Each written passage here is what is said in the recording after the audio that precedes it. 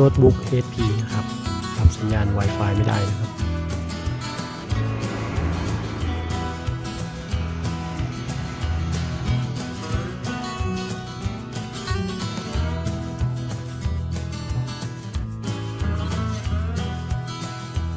โอ้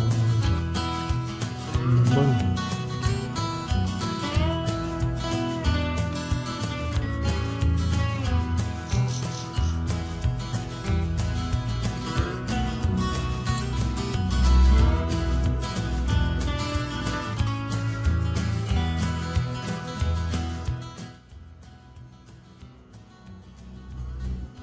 นี่นะครับเจอนะครับแต่ว่าสัญญาณไม่ขึ้นเจอว่ามีเน็ตเวิร์กอะไรบ้างนะครับแต่ว่าสัญญาณไม่มีนะครับระดับความแรงไม่ขึ้นเลย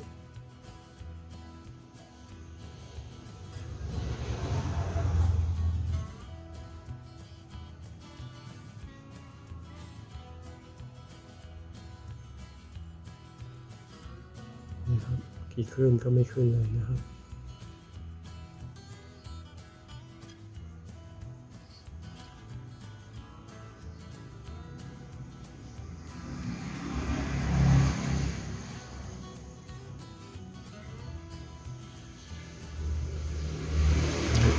เน็ตไม่ได้นะครับสัญญาณไม่มีเดี๋ยวลองแกะดูครับ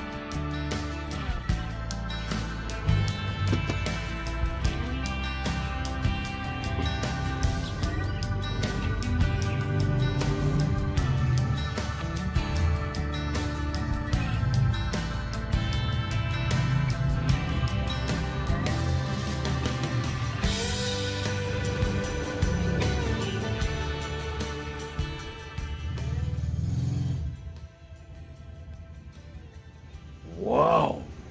Okay. มาแล้วมันมาแล้ว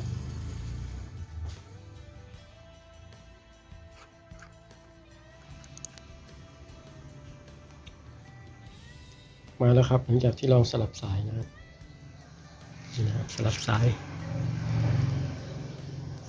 ตรงนี้นะครับนี่ฮะสลับสายนี่นะครับเดี๋ยวเราจะลองสลับคืนนะครับดูซิว่าสัญญาณมันจะหายไปไหมนะครับ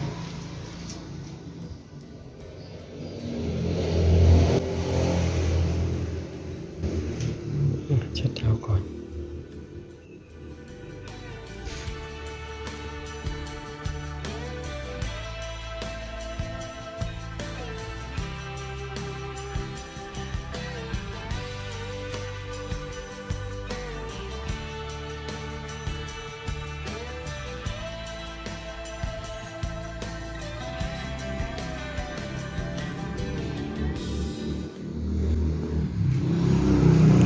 นะครับเดี๋ยวมาลองสลับสายดูนะครับลองสลับสายดู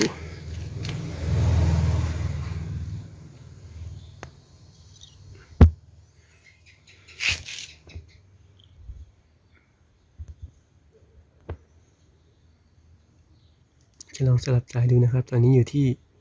J1 นะครับเดี๋ยวเราจะลองสลับไป J2 นะครับเรียบร้อยนะฮะปัดกล้องไปสลับนิดนึงนะครับตอนนี้เราอยู่ที่ J2 แล้วนะครับดูซิว่าสัญญาณ Wi-Fi มาไหมนะฮะแล้วก็เปิดเครื่องเนาะลองทำกันดูนี่แหละครับสลับเอาฮะไม่มีอะไรบ้านๆเลยครับ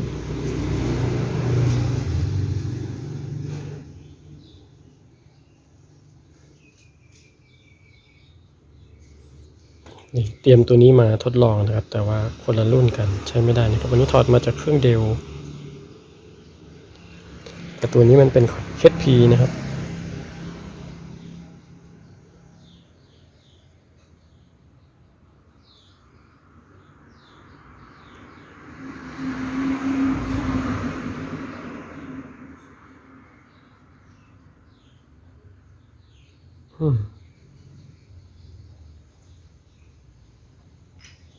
เห็นไหมฮะไม่มีสัญญาณจริงๆนะครับ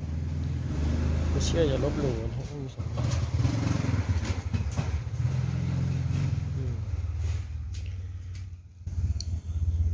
พอสลับมา J2 แล้วไม่มีสัญญาณนะครับผมสลับคืน J1 เลยแล้วกัน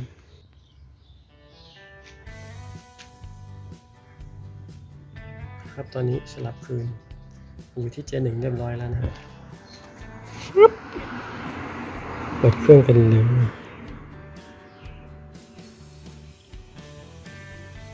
สะท้อนเนาะปิดแฟลช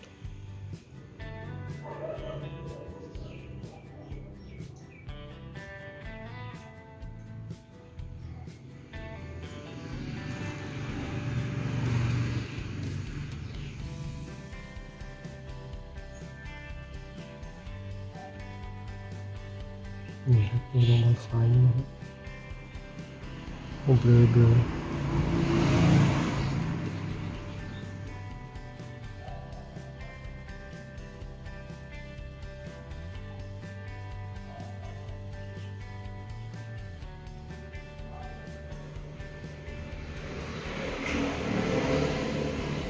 นี่นะครับสัญญาณมาเต็มเลยนะครับ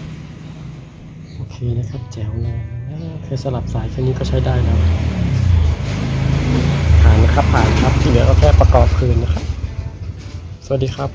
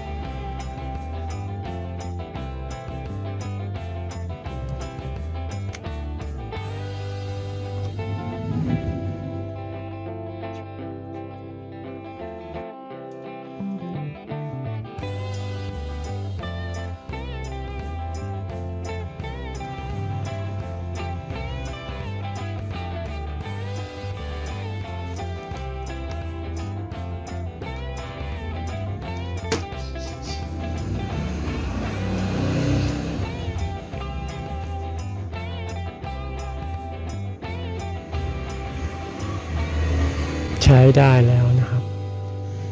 สัญญาณมาแล้วนะฮะครับใครมีเครื่องรุ่นนี้อาการเป็นแบบนี้ก็ลองไปทำกันดูได้นะครับ